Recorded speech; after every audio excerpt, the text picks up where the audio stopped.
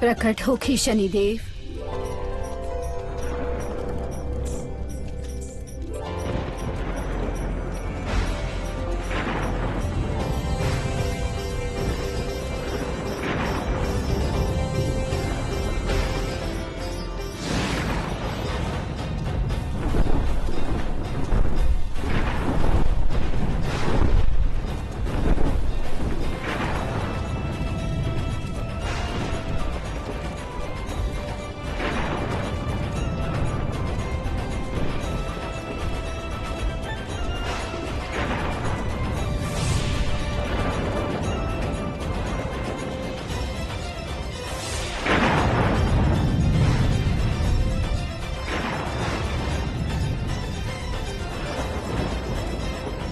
प्रणाम शनिदेव। आयुष्मान भव। बताएं देवी पौलमी, रउआ हमारा आह्वान काहे कईनी? शनिदेव, पृथ्वी लोक पर एगो दुष्ट प्राणी बा, धैर्य नाम के। ओकरा पर और महादशा चल रहल बा। हम रउआ से विनती करत बानी शनिदेव, रउआ अपन प्रकोप ओकरा पर और बढ़ा दीही। देवी, हम न्याय के देवता बानी, यही से अन्याय तक कदापि न कर सकेनी। अपितु जे मनुष्य हम के प्रसन्न करे के उपाय भी करेला, ओके हमार महादशा से सुरक्षा प्राप्त होखेला। शनिदेव, रउआ के ओकर हर सुरक्षा के भेदे के पड़ी। किंतु देवी, ये कार्य हमार सिद्धांत के विपरीत बा। शनिदेव, रउआ हमार सहायता ना करब। हम देवराज इंद्र के पत्नी बानी, कृपया हमार मान रखी शनिदेव। केहू के स्वतंत्रता के अधिग्रहण कईल उचित न होगी, ऐसे तीनों लोग के संतुलन बिगड़ सकेला। क्षमा करी देवी, ये कार्य तक हम कदापि न कर सकेंगे। किंतु हम के आज्ञा दी।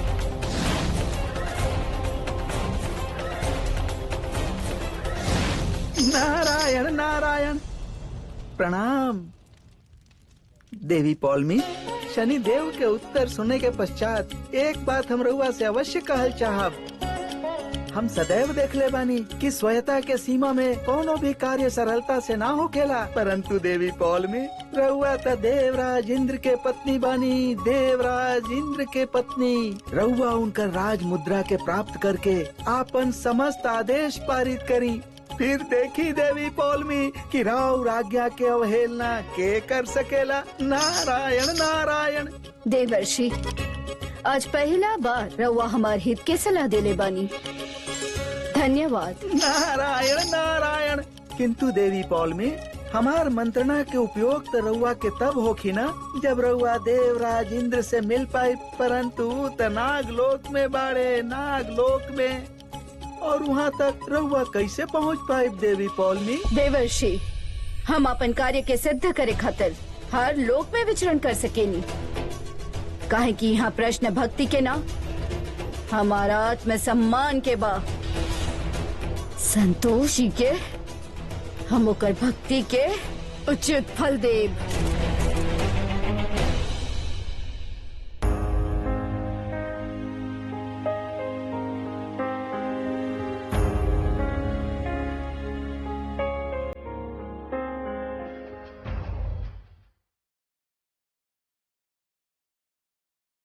हमरा के बालिश ना करवाए के बा, दूर हटा हमरा से।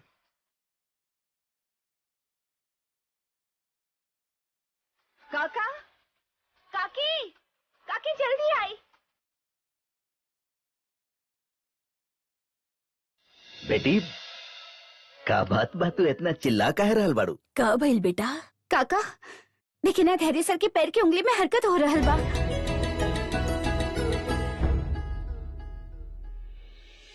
बेटा, ई तोहार कोशिश के फल बा।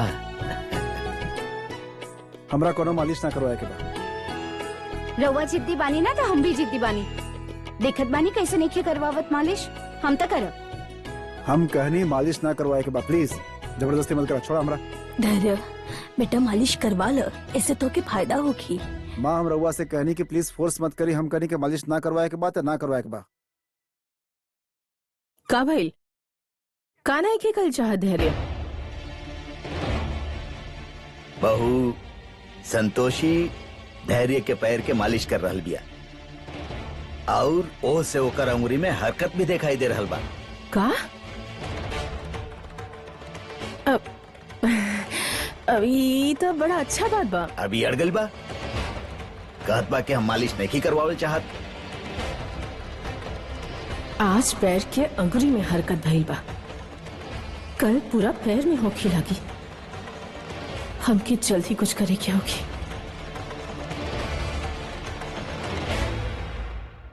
हम कह रही हूँ मालिश ना करो एकवा, प्लीज जबरदस्ती मत करा, छोड़ा। देखा तो हमारा आज ना सुनता रहो, बाकी समझ ला कि जब हम ठीक हो जाए तो हम तोहरा के ना छोड़ा, एक सजा दे।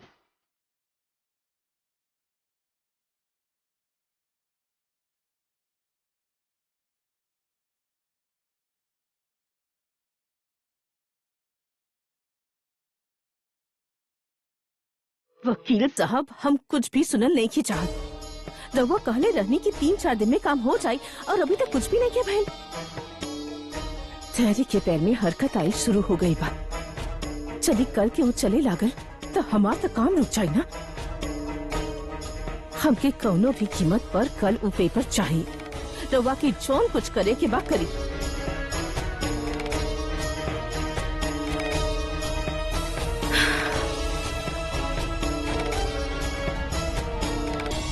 नमामि क्रांति माँ, नमामि क्रांति माँ। नमामि क्रांति माँ, नमामि क्रांति माँ। बाकी लोग कहाँ बड़े? हमेशा के जैसन रउआ अपन पड़ोसियन के और संगे संगे घर के कर्मचारियन के भी बुला ली और घर के अन्य सदस्यन के भी, खास करके माता जी के। काहे कि माता जी के तबीयत क्रांति माता के वजह से ही ठीक भइल बा। रउआ सब चुप काहे खड़ा बानी? केहू कुछ बोलत काहे नहीं खे? एक्चुअली क्रांति माँ, नौकर और पड़ोसी सब तो संतोषी माँ के पूजल शुरू कर देने बड़ा। संतोषी तो ये भी कहलस कि माँ के हालत में सुधार संतोषी माँ के वजह से ही भइल बा, तो सब लोग ये बात से इम्प्रेस हो गए। कमाल बा, क्रांति माँ के कृपा के केहू और के कृपा बतावल गई और रउआ लोग चुप रहनी। अच्छा, कम से कम विद्या जी की तो बुलाई ताकि वो कह सकस कि हमरे कृपा से उनकर कल्याण भइल बा। एक बार वो कह दी है तो सब भ्रम अपने आप टूट जाये। हम रउआ के का बताई क्रांति माँ, अब माँ जी भी संतोषी माँ के ही पूजे लागल बाड़ी। उनके लागेला कि उनकर तबीयत संतोषी के 16 शुक्रवार के व्रत से ही ठीक भइल बा। विद्या जी हमार परम भक्त में से एक बाड़ी। हमके लागत बा कोनो माया जाल में फंसे जा रहल बाड़ी। एक बार वो हमसे मिल ली है तो उनके स्वयं ही आभास हो जाये कि कृपा हमार रहल बाड़ी। कहाँ बाड़ी यू? हमके मिले के बा उनका से। जी बेटा, यदि संतोषी माता के तस्वीर तोहरा आसपास रही तो तोहरा खातिर बहुत अच्छा होगी। संतोषी के तस्वीर रखे दा बेटा। ना, यहाँ तस्वीर रखे से कुछ न होगी। आई माँ,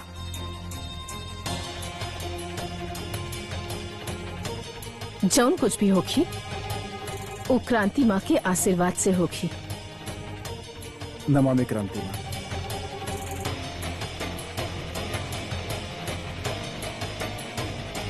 इस चमत्कारी प्रसाद के ग्रहण करते तू धीरे धीरे ठीक होके लगभग।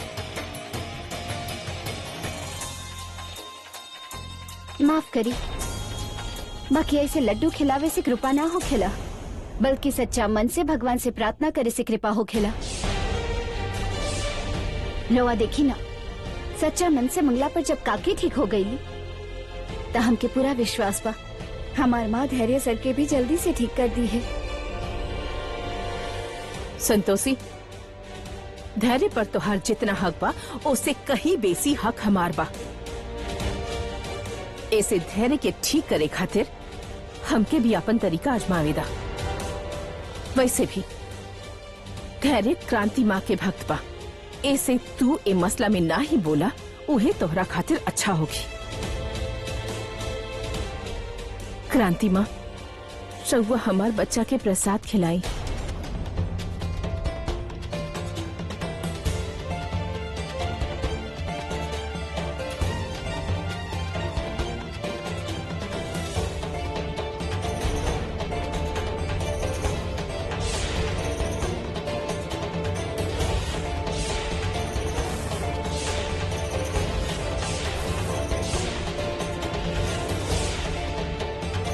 लागत बा माँ जी प्रसाद खुद अपन हाथ से खिलावल चाहत बाड़ी। खिलाई माँ जी। ये अच्छा सोच ले बानी रहुआ। जैसे विद्या जी हमारे प्रसाद से ठीक भइल बाड़ी, वैसे उनकर बेटा भी ठीक होगी। ले खिलाई प्रसाद अपन हाथ से। हम ही प्रसाद अपन बेटा के ना खिलाई।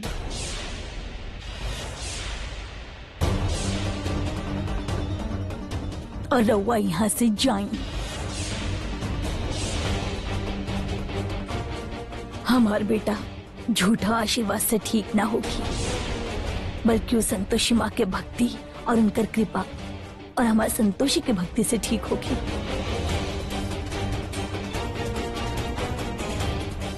माँ जी हमारे इतना अपमान। जा रहल बानी हम। रुक जाए क्रांति माँ, मत जाए क्रांति माँ प्लीज।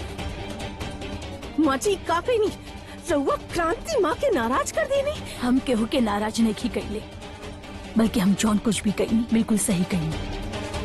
कुछ समय बाद तू सबके पता चल जाएगी कि एकरा में कितना शक्ति बा।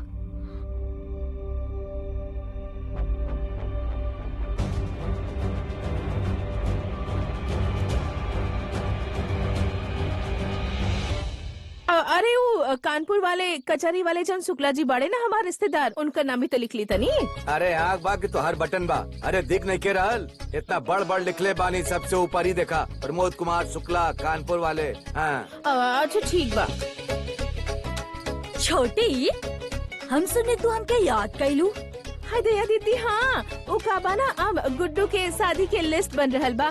तनी तू भी एक नजर घुमा ला, कहीं ऐसा न होके कि कोनो रिश्तेदार छूट जाए। बा छोटी बा, बड़ा जल्दी याद आइल हमार।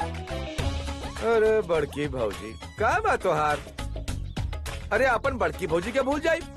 अरे तू बैठा, अरे बैठा ना यहाँ पर। एगो काम कर, ये लिस्ट हम बना ले बानी और एमे तोहार रिश्तेदारन के भी नाम बा, मैके वालन के। हाँ ये मत सोची कि हम बुलौनी ना, हाँ खुदे से तसल्ली कर ला।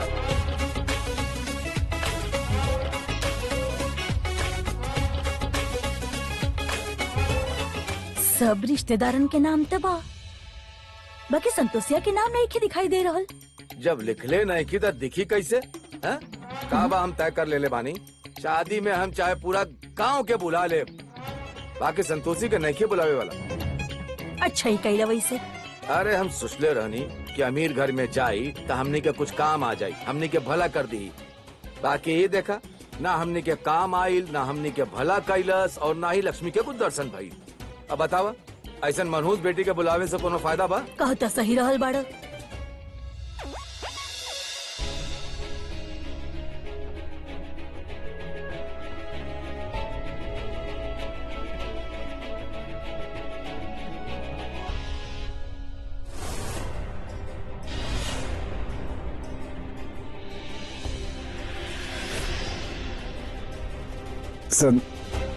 संतोषी,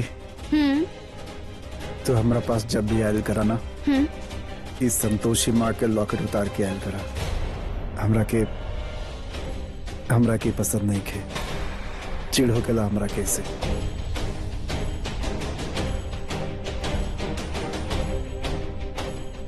दवाई ली ही।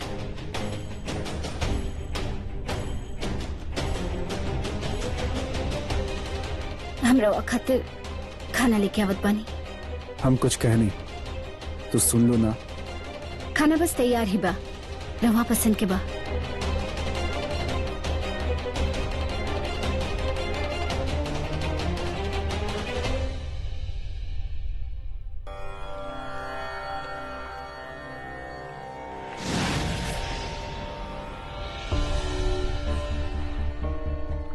प्रणाम ब्रह्मदेव।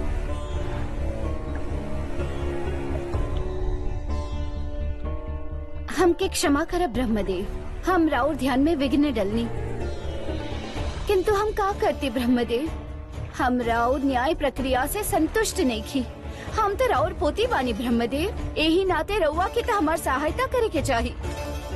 किंतु रउआ तो दूसरन से भी अधिक दंड दे रहल बानी हमके। कहीं ऐसा तो नहीं की ब्रह्मदेव कि रउआ अपन चरित्र के प्रबलता के संगे स्थापित कैल चाहत होखी, और यही कारण रउआ हमके निमित्त बना रहल बानी।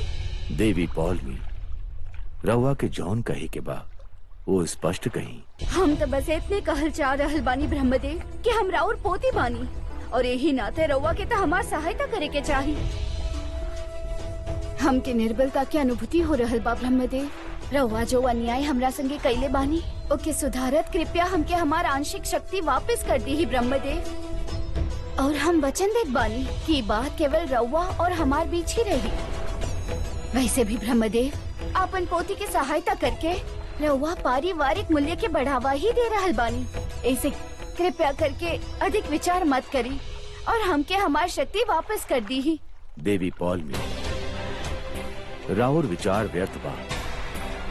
काहे कि ये समय रहुआ आपन दादा श्री के समक्ष ना अपितु ब्रह्मदेव के समक्ष खड़ा बानी। उचित होगी कि रहुआ आपन बात विधि पूर्वक प्रस्तुत करें। प्रजापति, हम अपन पति देव देवराजेंद्र से मिले खातिर आतुर हो रहल बानी। यही से रउआ से अपन शक्ति वापस मांग रहल बानी।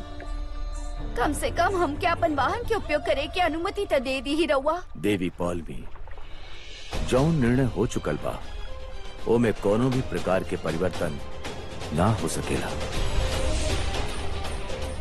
रउआ के तय समय में आपन दंड पूर्ण करे के होगी।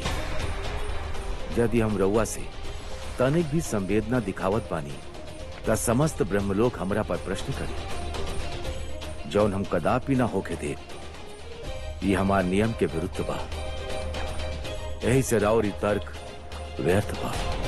स्मरण रहे कि यदि रउआ राउर आचरण उचित ना कहीं त राउर दंड के अवधि और भी अधिक हो सकेला।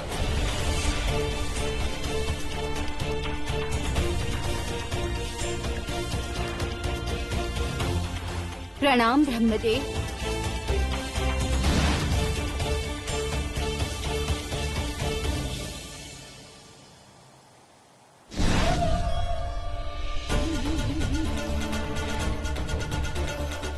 देवी संतोषी। देवी पौलमी, माता भी ध्यान में बाड़ी। कृपा करके उनकरा ध्यान में विघ्न मत करी। देवी संतोषी, आज हम रउआ कारण अपन पति देव से दूर बानी। सही समय आवे पर रउआ के एकर मूल्य अवश्य चुकावे के पड़ी। देवी पौलमी, हम राउर पीड़ा के समझे नी। रवा कहीं तो देवराज इंद्र से मिले में हम राउर सहायता कर सके नी। कहे कि हमार रउआ से कौनो व्यक्तिगत द्वेष नहीं खे। देवी संतोषी, इतना महानता दर्शावे के कोनो आवश्यकता नहीं खे। भले ही हमार शक्ति हमरा लगे नहीं खे, किंतु हम आज भी देवराज इंद्र तक पहुंच सके नी। नारायण नारायण। प्रणाम माता।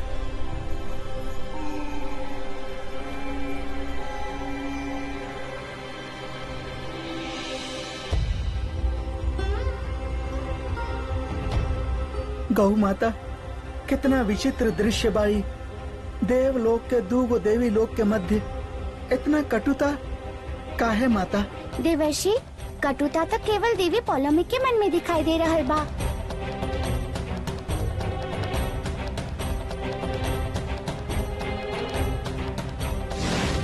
माते, देवी पौलमी के व्यवहार सदैव उग्र रहल बा।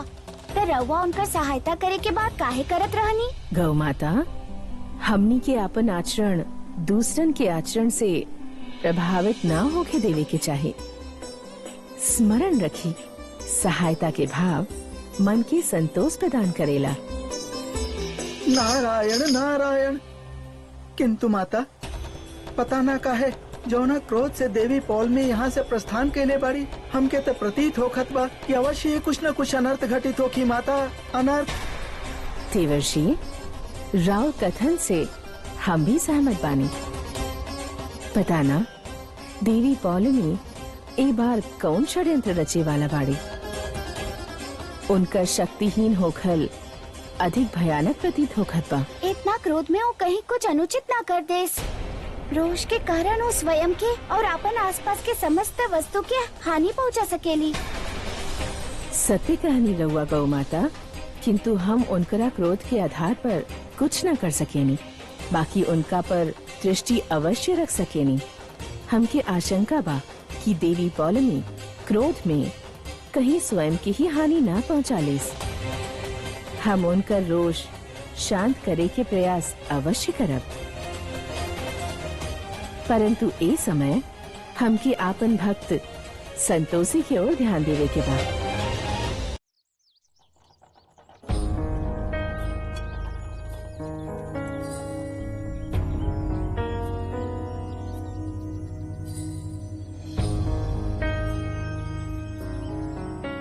धैर्य से एक बार रवा कोशिश करी ना अपन पैर पर खड़ा होके के। यदि उंगली हिल सकेला तो पैर भी हिल सकेला, और यदि कोशिश ना करब तो पता कैसे चली कि अभी कितना ठीक बनी। और दवाई के असर भी तब पता चलेला जब इंसान अपन ओर से कोनो कसर ना छोड़ेला।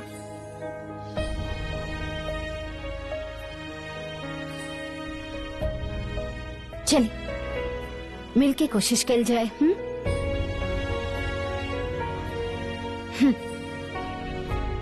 तनी और तनी और।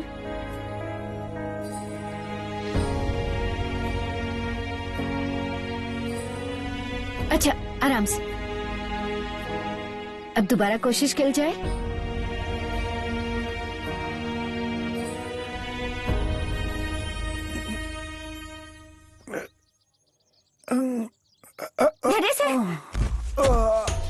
धैर्य से बेसी लागल तो ना।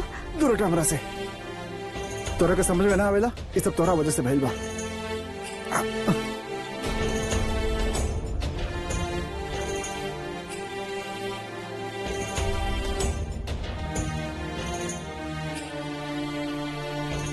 का भइल? हम तोरा से कले रहनी ना, तुम्हारी संतोषी माँ के लॉकेट हमरा पास ना आवे के चाहिए। दोबारा ना आई, पहले अंदर चली। ना, पहले तू एक के बाहर निकाला। ये हटी तबे हम अंदर जब वरना ना जाए। ठीक बा, हम वादा करत बानी दोबारा रवा की लॉकेट देखे के ना मिली। चलिए अंदर चली और पहले कोशिश करी। देखिए यदि रवा कोशिश ना करब तो आगे जाके रवा पैर में दर्द हो सकेला नस में जकड़न आ जाए। चलिए कोशिश करी।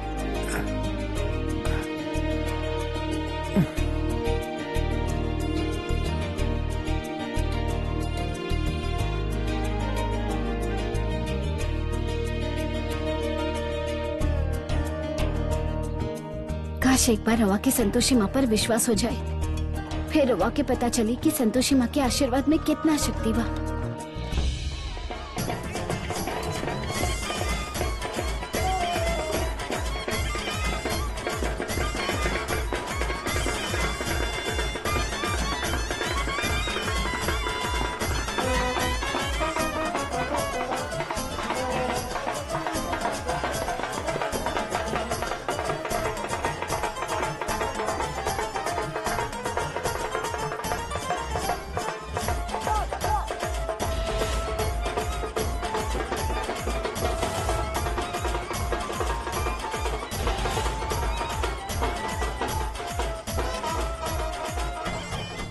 जनार्दन बेटा तनी अपन फोन दा। हाँ माई। हम अभी आवत बानी। हाँ,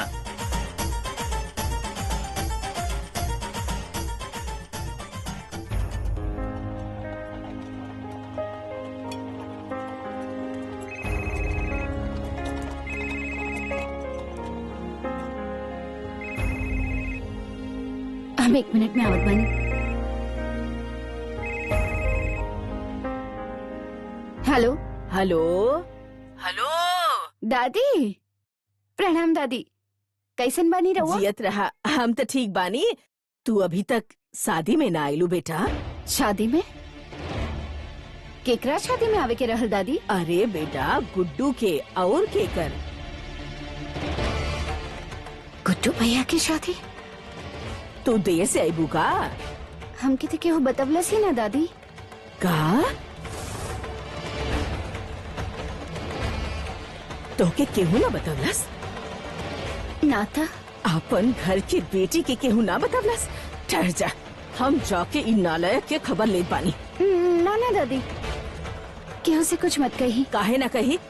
हाँ अपन घर के लड़की के ही लोग नेवता ना दिले, नालायक कहीं के। ए बात के जवाब इ लोग के देवे के ही पड़ी, दादी ना तो हम शादी में ना रुकब।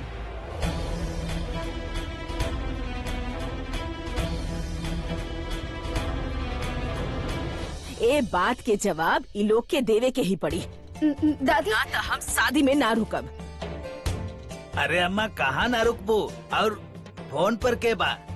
अरे संतोषिया बिया बेटा। दादी ताऊ जी से कुछ मत कही। अच्छा माधुरी और शेषनाथ ओके नेवता ही ना दिले, अपन घर के बेटी के नेवता ना दिले। लावा फोन हमके दा। हेलो। प्रणाम ताऊ जी। हाँ खुश रहा बेटा। संतोषी बिटिया, लागत बा जल्दी जल्दी में माधुरी और शेषनाथ तोहके बतावे के भूला गईले। ऐसे बेटा तू जल्दी से अपन घर के पास वाला हॉल में आ जा, शादी हुए हो रहा बा। हाँ ताऊ जी, शादी ब्याह के घर में ऐसा हो ही जाला, छोट छोट बात कितना याद रही। बाकी ताऊ जी अभी हमार आपल तनी मुश्किल बा। धैर्य सर की तबीयत ठीक नहीं है ना, तो उनके ऐसे अकेले छोड़ के आपल हमरा खातिर तनी मुश्किल बा। तनी दादी के फोन दी ही ना। हाँ ठीक बा, ला अम्मा से बात करा। हेलो दादी, रहुआ परेशान मत होगी। अरे हम भाभी से मिले आ जाए ना, और ताई जी और चाची जी से पेट भर के लड़ब। और सुनी, रहुआ शादी छोड़ के कहीं नहीं खिंचा रहल। रहुआ बस हमार दादी ना, सबकर दादी बानी। राउर आशीर्वाद के बिना कैसे होगी गुड्डू भैया की शादी? ना बेटा, ई पापियन के संगे रहे के मन नहीं खे हमार। दादी रहुआ के हमार कसम, रहुआ शादी छोड़ के कहीं ना जाए। अपन पोता के आशीर्वाद दी। अच्छा सुनी, अभी हम फोन रखत बानी, रहुआ शादी में जाई, ठीक बा? हम बाद में मिलब। अम्मा चला ना, तू ना जेबू तो हमके भी अच्छा ना लगी। और संतोषी के चिंता मत करा, शादी के बाद हम जाके खुद ले आए संतोषी बिटिया के। चला अम्मा।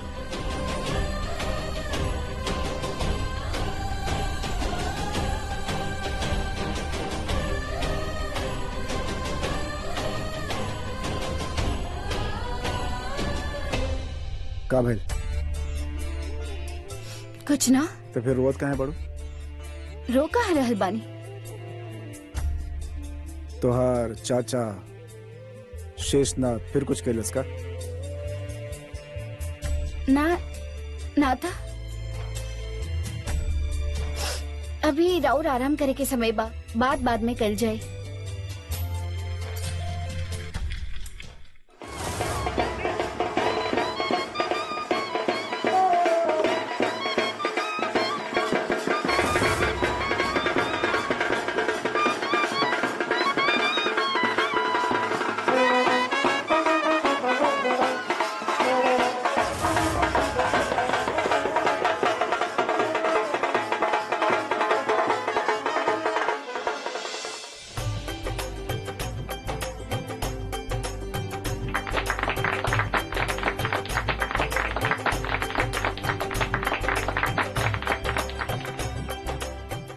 पवित्र पवित्रो वा सर्वावस्थांगतोऽपि वा यः स्मरेत् पुंडरीकाक्ष सभायान्त्रः शुचिः।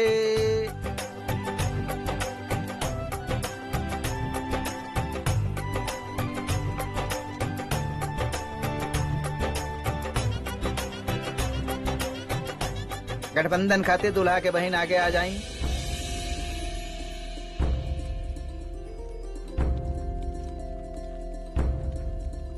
हाँ दया बिट्टो बिटिया, अब मजबूती वाला गठबंधन करिए। हाँ हाँ, हम एकदम अच्छा से कस के बांधब, ठीक बा ना?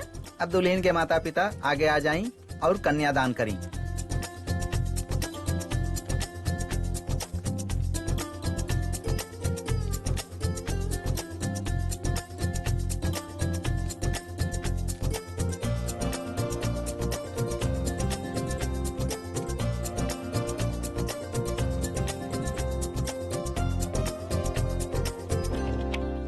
अब रहुआ सब लोग फेरा खातिर खड़ा हो जाएंगे।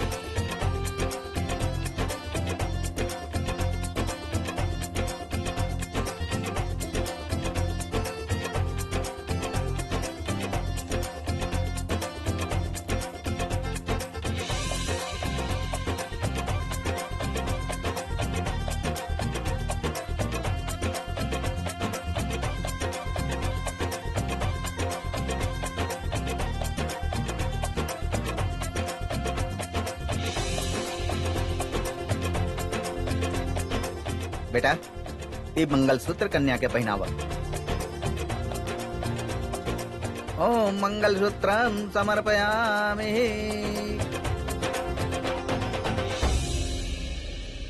बेटा सिंदूर कन्या के मांग में भरा।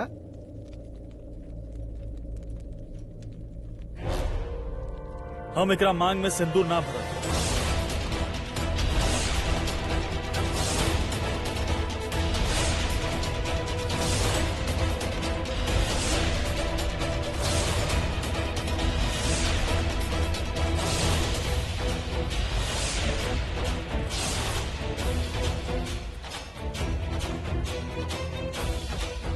का भइल दामाद जी, हमरा से कोनो गलती भइल का? सबकर स्वागत भइल और हमार, अरे हमके तो कुछ मिलल ही ना, जौन मिलल सब पापा के मिल गई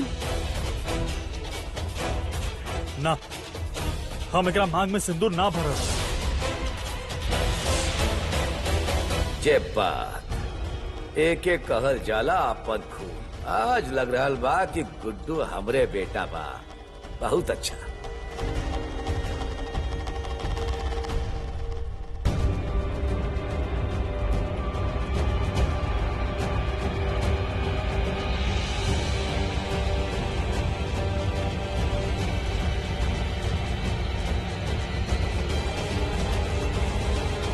इली दामाद जी, नजर उतराई के 11,000 रुपया।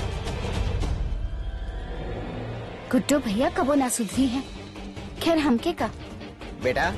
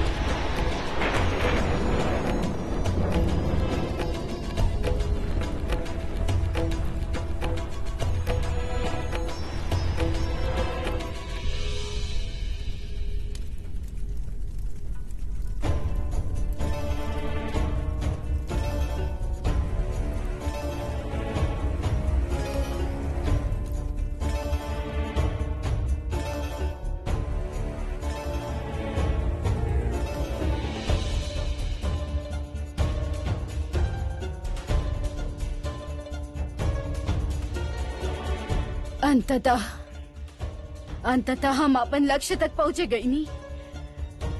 अब हम केहू कार्य करे से केहू ना रोक सकेला जौन हम कईल चाहत बानी।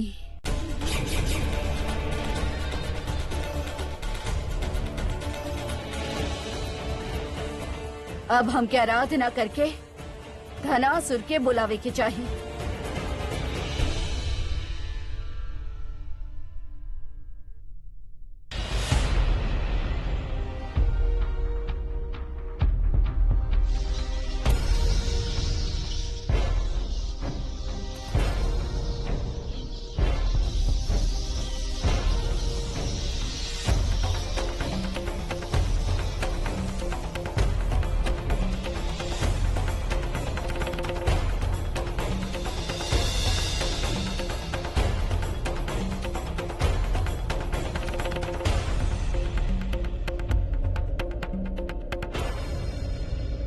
प्रणाम धनासुर।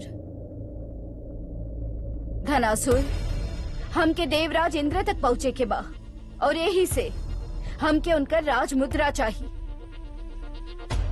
तनी देर खातिर ही से ही हमके रउआ से राउर आसुरी शक्ति चाहिए।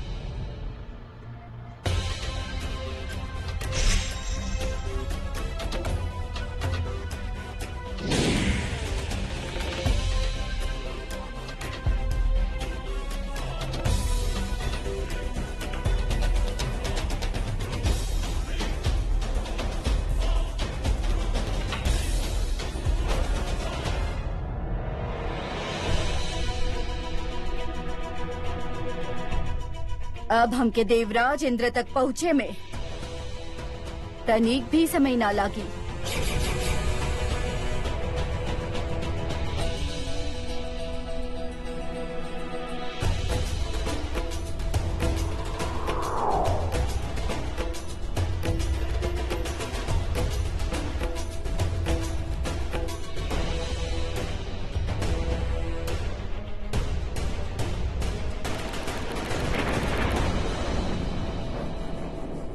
ये कैसे संभव बा?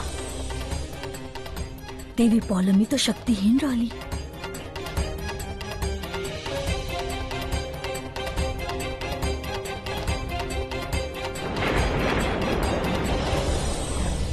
नारायण नारायण।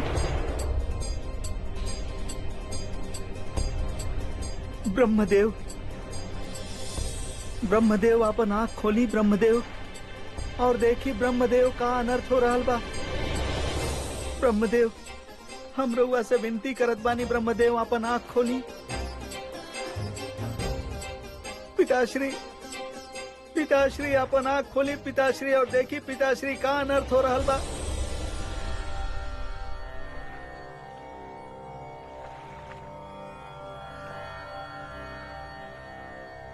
देव ऋषि नारद, का भाई रउआ अत्यंत व्याकुल प्रतीत हो रहल बानी। क्षमा चाहत बानी पिताश्री, हमरा और ध्यान में विघ्न उत्पन्न कैली, परंतु हम का करती, हम विवश रहनी। रउआ स्वयं देखी पिताश्री की का अनर्थ हो रहल बा। देवी पौलमी समस्त देवलोक के सीमा के उल्लंघन करके, असुरन के शक्ति के प्रयोग करके देवराज इंद्र से मिले के प्रयास कर रहल बाड़ी। पिताश्री कुछ करी, पिताश्री कुछ करी।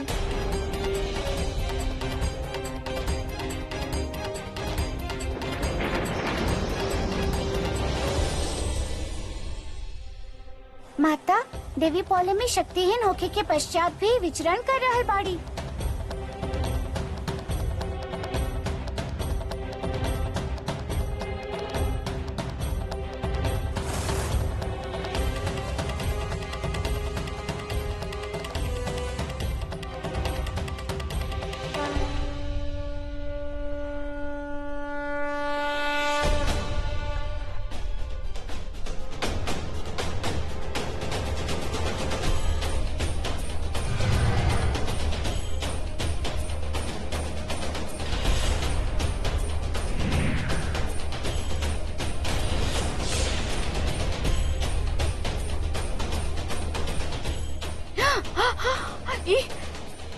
एकाएक हम शक्तिहीन कैसे हो गई नी? ये हम कहाँ जा रहल बानी? क्यों हमार सहायता करा? ऐसे तो हमें अंतरिक्ष में भटकत रह जाइब। क्यों तो हमार सहायता करा, हम ऐसे विलीन हो जाइब। ये हम कहाँ जा रहल बानी?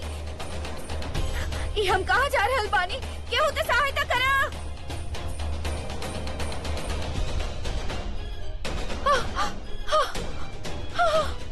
क्यों हमार सहायता करा?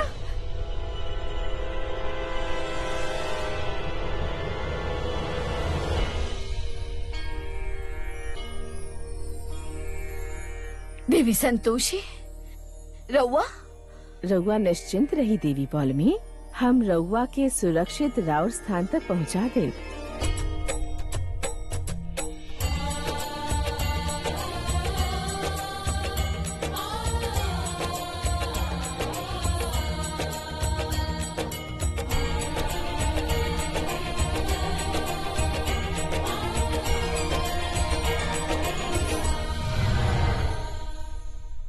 देवी संतोषी, राउर उपकार के मूल्य हम आपन तरीका से चुकाई।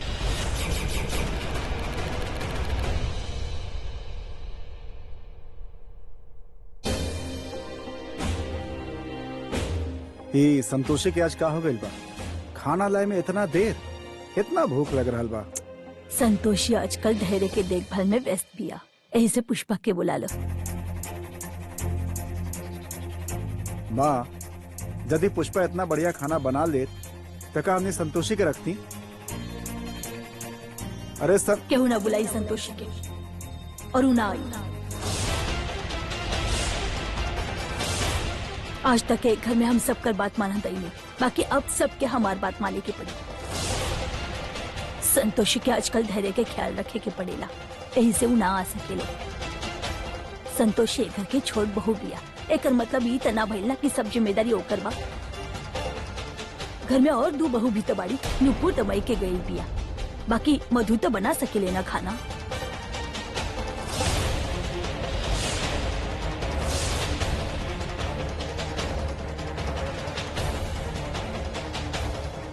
बाकी माँ वो हमार और हमार बहू के बीच के मामला बा, एमे बीच में मत आई। हम कुछ बोले नहीं ना, ते एकर मतलब ई त नहीं के कि सब अधिकार तू दोनों के हाथ में आ गई। आज से मधु और नुपुर ही ए घर के सब कामकाज संभालिए। और ये मत भूला कि आज भी ये घर हमरा और तोहरा पापा के नाम पर बा। ए घर में जेके रहे के बा ओके हमने के हिसाब से चले के पड़ी, और जेके नहीं के रहे के उ जा सकेला। जब तक प्रॉपर्टी के मामला सॉल्व नहीं हो जाए तब तक इनकर बात माने में ही भलाई बा। बाद में जब सब हमार हो जाए तब बताए इनके। अब तू हमार मुंह का देख रहल बाड़ू बहू, जाओ और सब करा खातिर खाना बनावा।